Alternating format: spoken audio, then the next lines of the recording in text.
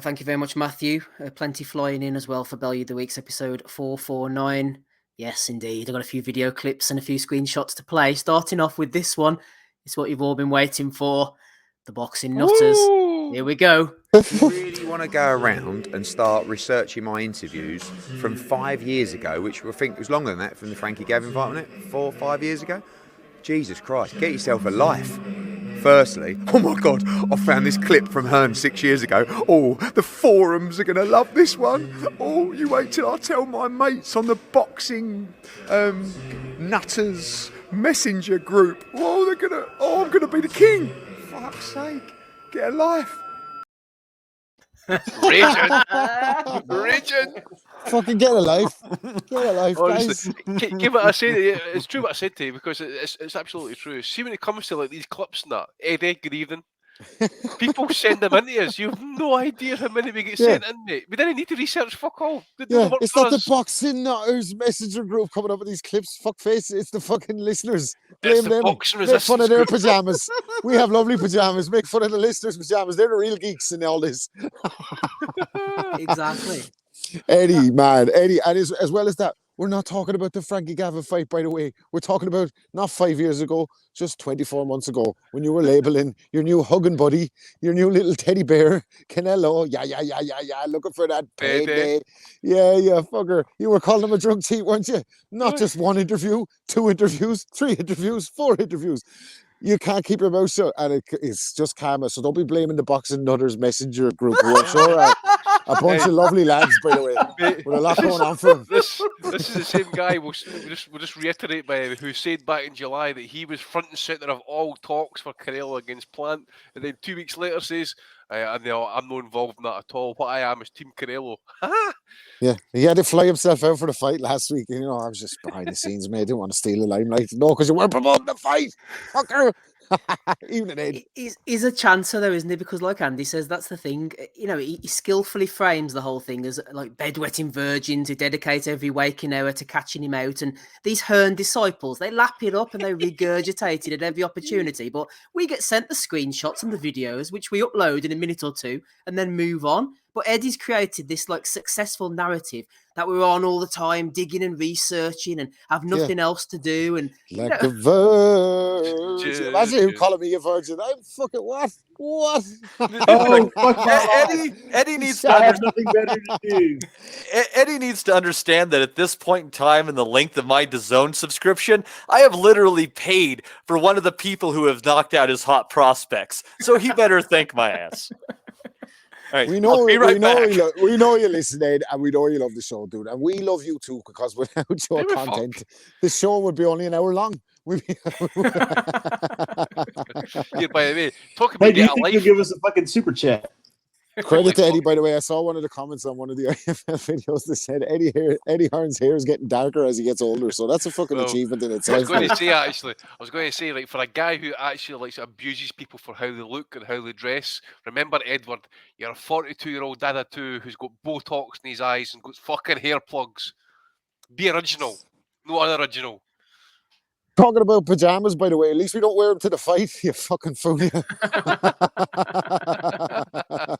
I heard Eddie's new started wearing foundation around about his lips and that because he's getting stretch marks by sucking Canel's dick for too often. Yeah. I give you bad day, Eddie. Oh, he has his own little disciples though following, and that mean like last week I had this Hearn White Knight who was he was really concerned with my time management, Andy, you know, and I thought it was ironic when I looked at his profile. He'd sent out this fellow had sent out about 30 tweets on various topics on that day alone. So maybe they should look at their own social media usage and stop trying to manage our schedules. Oh, you spend hundreds of hours a week doing this. Well, why don't you have a look at yourself? What about the bot accounts that you're buying and that?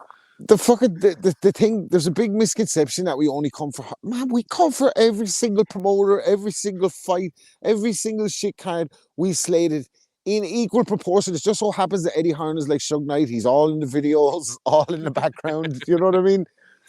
So fucking, you know, we seen him fucking, he's the mouthpiece for all of his fighters. So, and he talks so much.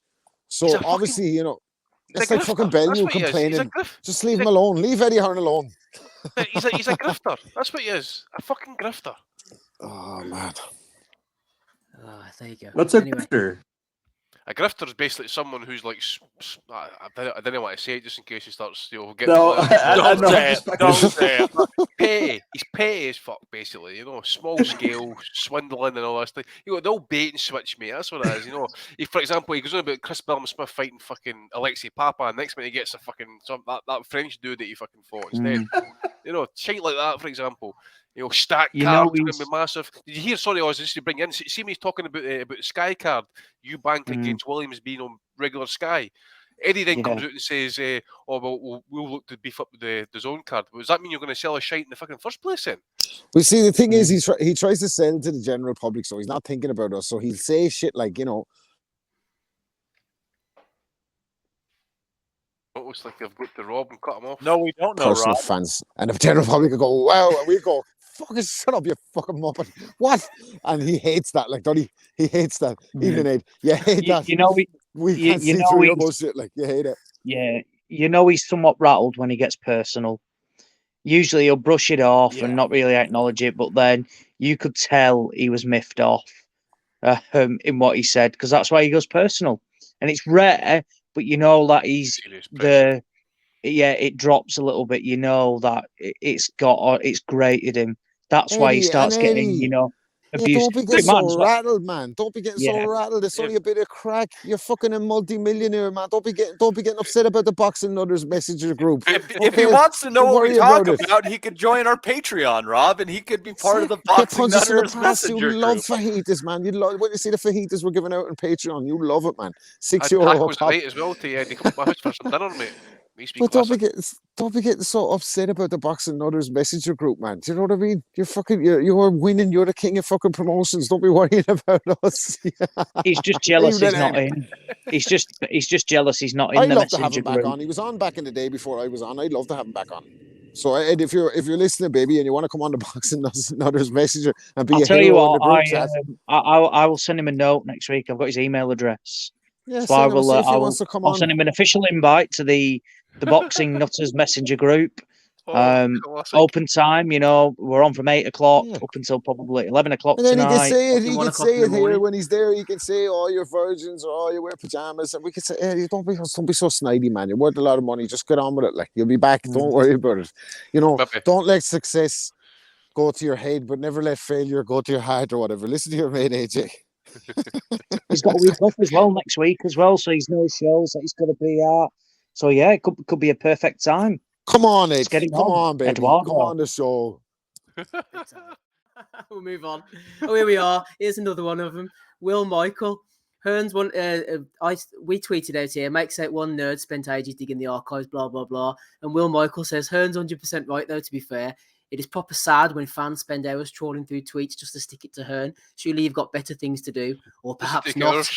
It doesn't take hours to trawl through tweets. You just go into search, pump in the words that you want, and that's it. Yeah. And not just that, this escalated from the Algieri thing, where he said Algieri couldn't fight his weight of a wet paper bag. But a lot of the stuff is a walking contradiction within about the space of about 3 weeks. Like the DAZN stuff about, oh, no, we're not doing pay-per-view. Never said pay-per-view was dead. Yeah, Macho Grande found about 8 videos within the space of a week where he said Macho Grande. No pay-per-view. Exactly. So it's like it's not difficult. Oh, I wouldn't mind as well. He does that many. Even his fighters, he just appears there. He's just always there. It's not difficult. It's really almost like I don't do it. Oz, it's almost like he writes a script. He writes a script in his head, and then he sticks to that script, and he says it to every YouTuber. Steve, do we have any evidence to that, dude? I'm sure we possibly do. The most stunning thing I've seen next in week. 35 years of watching boxing. Stunning things I've ever seen in a ring. I mean, I've never seen anything like that. I mean, he goes down. Wow. And fuck me. Wait till I tell my mates on the Boxing Nutters Messenger group. I'm gonna be the king. Fuck's sake. Get a life. Look at that jig he's doing there. I love that jig that he's doing there. Fuck's sake, get a life. He's learned that down at the Toy Exits Nights Club. That's what he's been doing. Looks like he's doing a Harlem Shake in the 2000s. I actually tweeted out earlier on there as well, mate, when that video's getting played there, that everything he's seen recently is like, oh, that's the best knockout I've ever seen. It's the best fight I've ever seen. It's like everything that happens in the present's like the best he's ever seen. Warren's I tell like you that, what, though, isn't though, that Galahad right hand is one of the best right hands I've ever seen. It was a fucking peach. Woo! Viva I'll Kiko! agree with him on that. Those two right hands were unbelievable. Woo! Right, Woo. a few more here. Ryan Garcia, he says, at the end, I'll be a legend.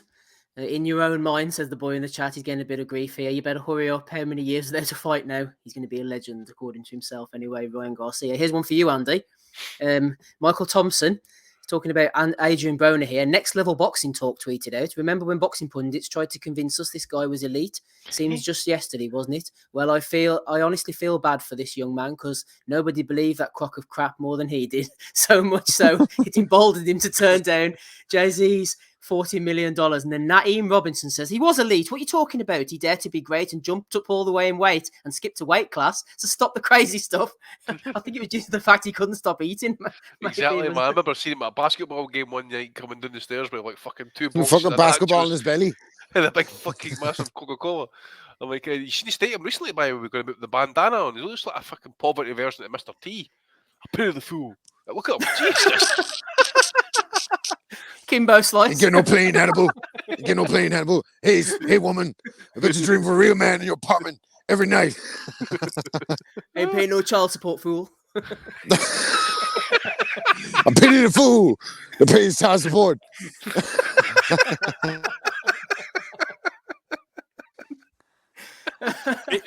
He looks like an old gay man in the South that runs the fucking fryers at the bar.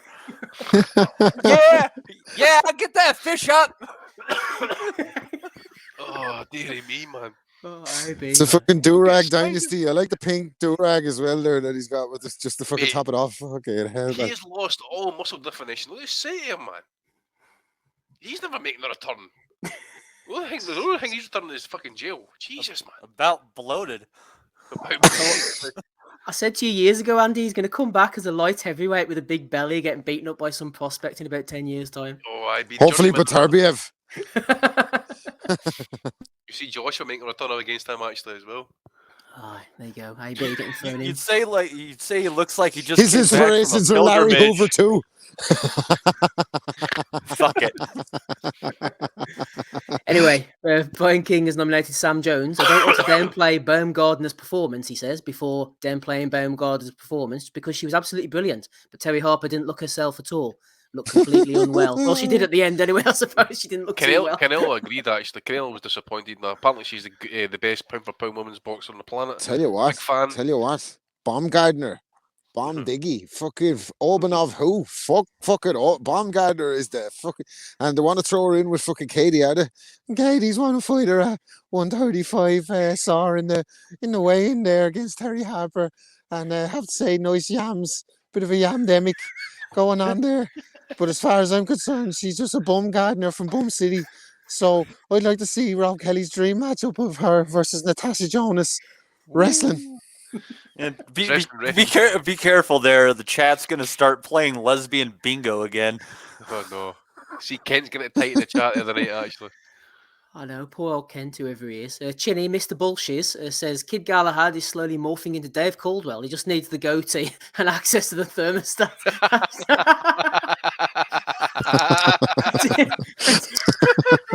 Okay.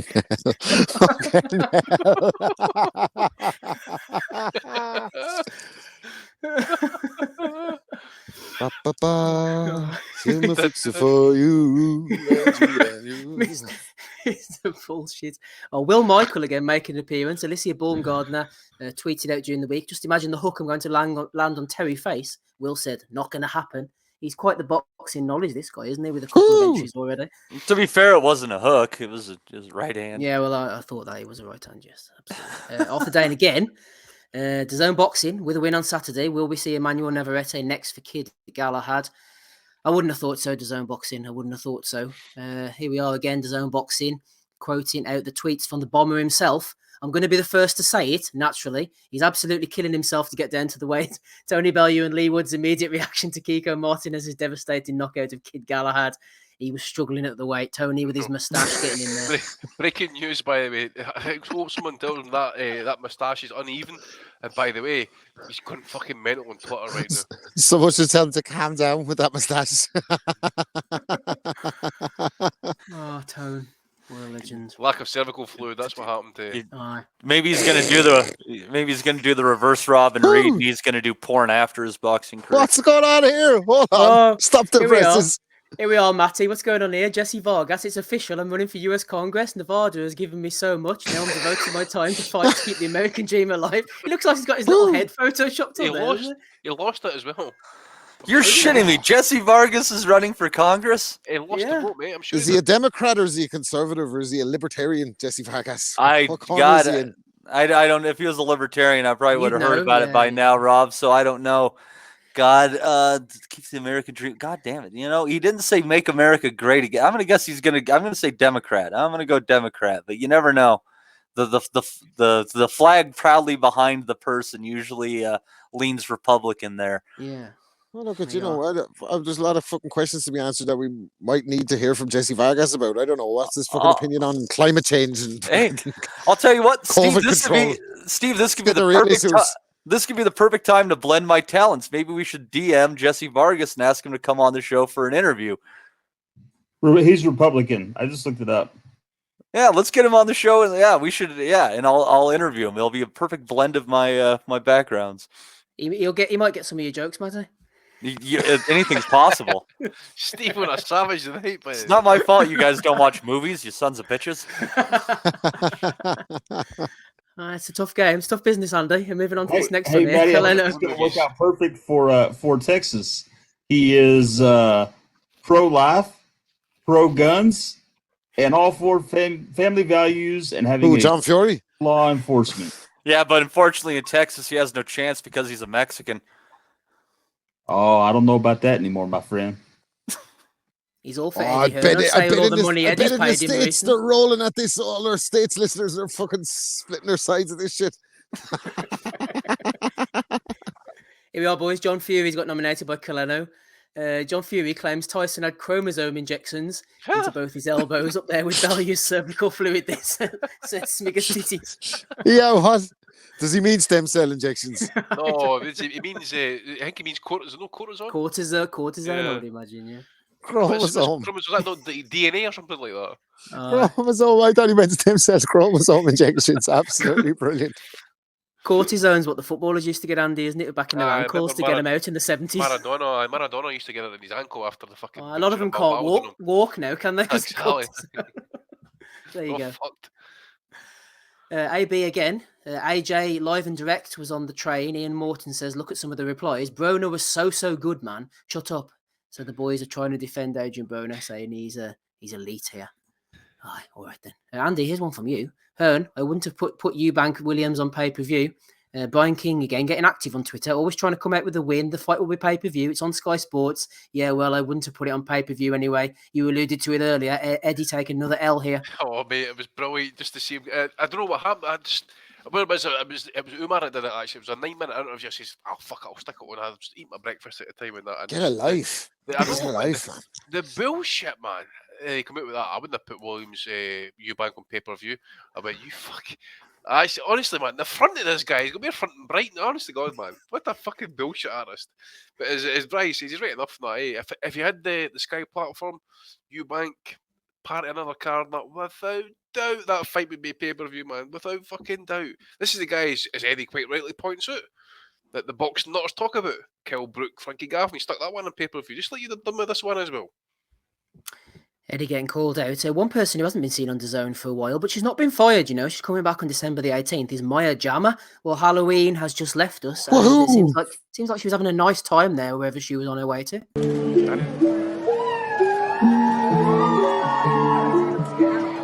Hi, everyone!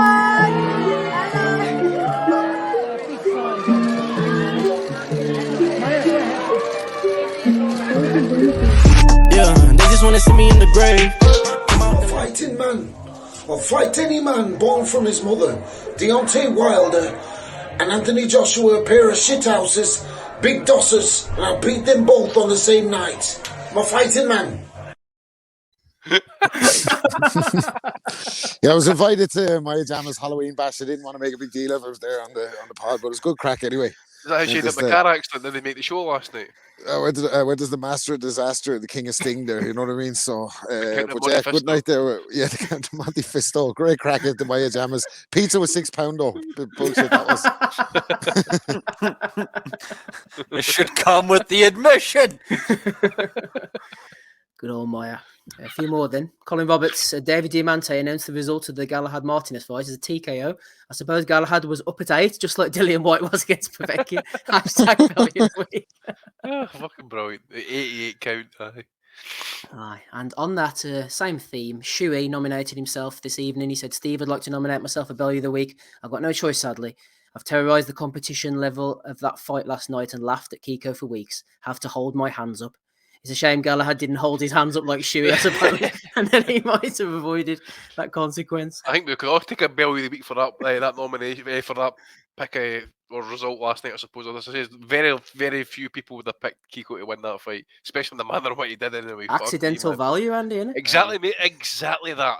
Ken, something we could have sat here tonight and absolutely slated that card if they two fights had went the distance, right? Slated it.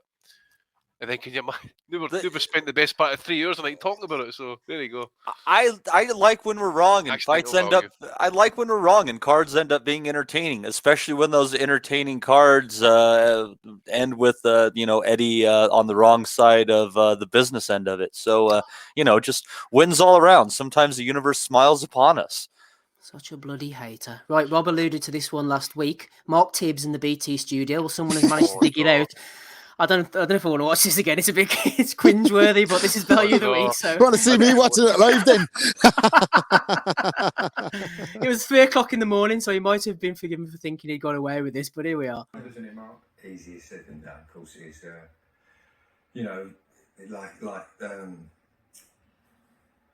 my man here. Sorry,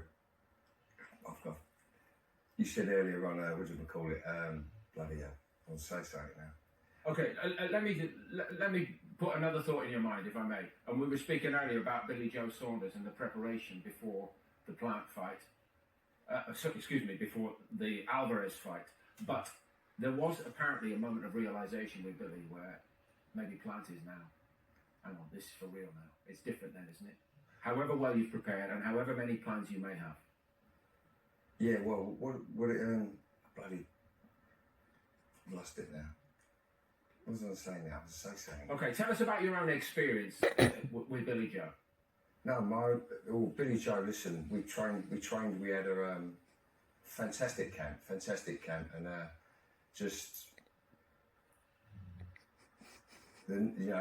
got to us on the night, really. You know what I mean? But, and is it that the kind of the pressure that can build, Mark, in those moments? Well, listen. Look, when I say just got to us, Billy Joe had a wonderful, wonderful camp. And just on the night, it was just a thing on the night sort of thing, and he bent to his right too much, twice, and then third time, and that's a fighter with great technique as well, isn't it? We don't necessarily believe that Plant has got that. I was going to say something. Let's pause for breath. Don't worry about it. We're about to get the live action underway. In the middle of it all tonight, once more, the very, very well respected.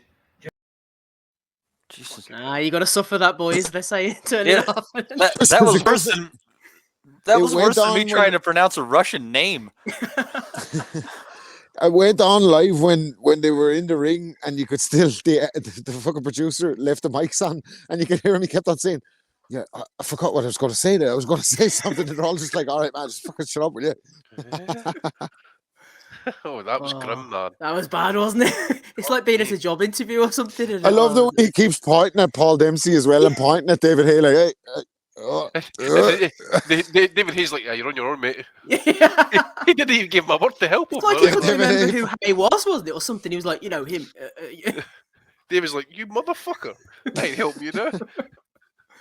I don't think they'll be having him back on again, but you never know. Maybe we should invite him on here, shouldn't we? Do you want to come on for an interview, Mark? Yeah. Anyway, I did have an Isaac Lowe one somewhere, but it seems to have disappeared. All the people in the chat are shouting out for this Porky compilation. But like any decent host, I've got to keep you hanging on till the end, haven't I? Here we are, 5 to 11. We're suffering, so you shall suffer also. Finally, let's get to it then. Someone has, I tell you what, talk about saddos, get a life, as Eddie would say. Someone sat and put together, I think it might have been Smiggy's Titties, shout out to him, a compilation of Porky's mispronunciations. There's about 2 minutes worth, and some of them, I'll give them a due, absolute crackers. So let's have a listen to Porky. Brilliant, by the way. Oh well, there's a few belters towards the end, so keep listening. The only option is they've got to go to BOTW, haven't they, or BOTW, however you want to pronounce it. Josh Kelly against David Evanesian. I mean, I'll be happy if I don't see Galahad in the ring again, although he did dissect Yazza Dickens, didn't he? Are you telling me WBC, who got rid of Benavidez because he failed a coke test? And you know what? React Porte's left him, hasn't he? Richard Reactport. It's a bit like your Oscar Rivers story. My people told me that Oscar Rivers failed a drug test as well. Charlie Martin, he's been smoking too much crack again, I think. Yeah, he's improved from day one, but why don't you go fight Chris McKinson or Chris Conger or Chris Jenkins? Did anybody in world boxing actually think he were going to beat Gennady Golovkin? Ergovic, who's he really for? Ergovic, people keep going on about him like he's this roadman killer. If a referee like Ian St. John stops a fight with Enzo Maccarinelli and another guy. But we know about Yarrow Miller, don't we? He's lost Colano now. Lost Colano now. You know, Canelo. And he's just been beat by that Calab Truex. So, Daniel Dubois. Yes, we'll talk. I think there's one more fight we need to talk about on there. Would it the Florian, whatever, Paul Woodley, whatever his name is, promoter, manager, whatever, fighter? You've done it all. TV pundit, philanthropist, whatever they call it. I think it's a chief support on a Joshua pay-per-view. Yarday against Bullioni. I've never heard of that. Kata. Where the World Cup is in 2022, Porky. Oh yeah, Quaker that, innit? Huh? Begins to be cute, doesn't it? Is it Quaker or something? Qatar, yeah. Oh, that's oats, isn't it? Quaker oats. Oh.